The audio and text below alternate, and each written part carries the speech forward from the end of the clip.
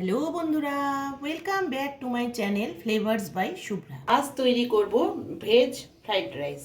Veg fried রাইসটা তৈরি করার জন্য বাসমতি চাল আমি আধা ঘন্টা ভিজিয়ে রেখেছিলাম। নিয়েছি কাজু, কিশমিশ, ফুলকপি, গাজর, বিনস, কড়াইশুঁটি, ক্যাপসিকাম, কাঁচা লঙ্কা। আর এদিকে সম্বারের জন্য নিয়েছি তেজপাতা, দারচিনি, এলাচ, লবঙ্গ। এদিকে নিয়েছি তেজপাতা, লবঙ্গ, এলাচ, দারচিনি, গোলমরিচ। এটা আমি শুকনো খোলায় একটু ভেজে নিয়ে ক্র্যাশ করে নেব। হাঁড়িতে জল বসিয়ে আমি এখন চালটা ছেড়ে দিচ্ছি। জলটা গরম হয়ে গেছে। ভাতটা 70% মতো সেদ্ধ করে নেব। দিয়ে দিচ্ছি 1 চামচ ভিনিগার। ভিনিগারটা দিলে ভাতটা ঝরঝরে হবে, তাই দিয়ে দিলাম ভিনিগার। আর দিচ্ছি লবণ।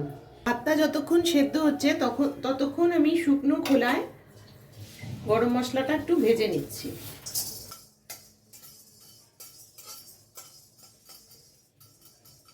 গরম মশলাটা ভাজা হয়ে গেছে, এবার আমি এটাকে তুলে নিয়ে একটু গুঁড়ো করে নেব। ভাতটা একটু দেখে নিচ্ছি। ভাতটা 70% মতো সেদ্ধ হয়ে গেছে। এখন আমি নামিয়ে মাঠটা ছেঁকে নেব। এদিকে কড়াইতে দিয়ে দিচ্ছি সাদা তেল। তেলটা ভালো মতো গরম হয়ে গেছে, দিয়ে দিচ্ছি কিছুটা ঘি।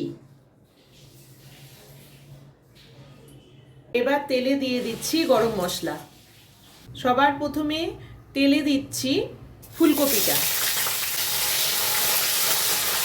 এবারে দেব গাজর,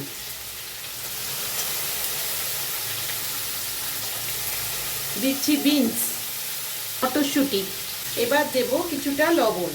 যেহেতু ভাত তৈরি করার সময় লবণ দেওয়া আছে, লবণটা একটু বুঝে দিতে হবে।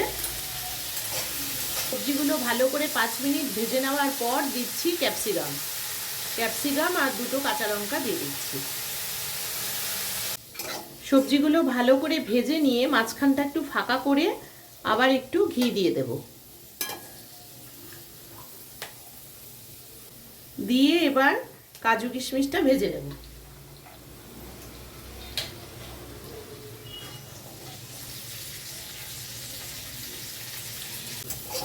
সবজিগুলো ভাজা হয়ে গেছে, এবার আমি ভাতটা ঢেলে দিচ্ছি।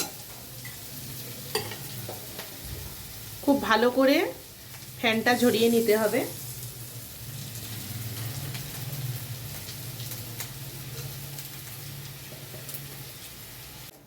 কিছুটা ভাত দিয়ে আমি 2 চামচ চিনি দিয়ে দিচ্ছি। মিষ্টিটা নিজের ইচ্ছে মতো দিতে পারো, আমি একটু কমই দিলাম। এবার আবারও কিছুটা ভাত দিয়ে দেব।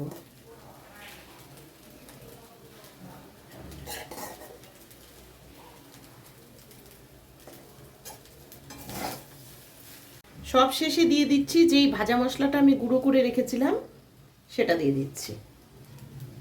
এটা দিলে ফ্রাইড রাইসের সেন্টটা খুবই ভালো লাগে খেতে। আমার ফ্রাইড রাইসটা রেডি হয়ে গেছে। তোমাদের যদি ফ্রাইড রাইসের এই রেসিপিটি ভালো লেগে থাকে তাহলে ভিডিওটিকে লাইক করো, চ্যানেলটিকে সাবস্ক্রাইব করো। আর যারা ফেসবুক পেজ থেকে দেখছো তারা পেজটিকে ফলো করে দিও।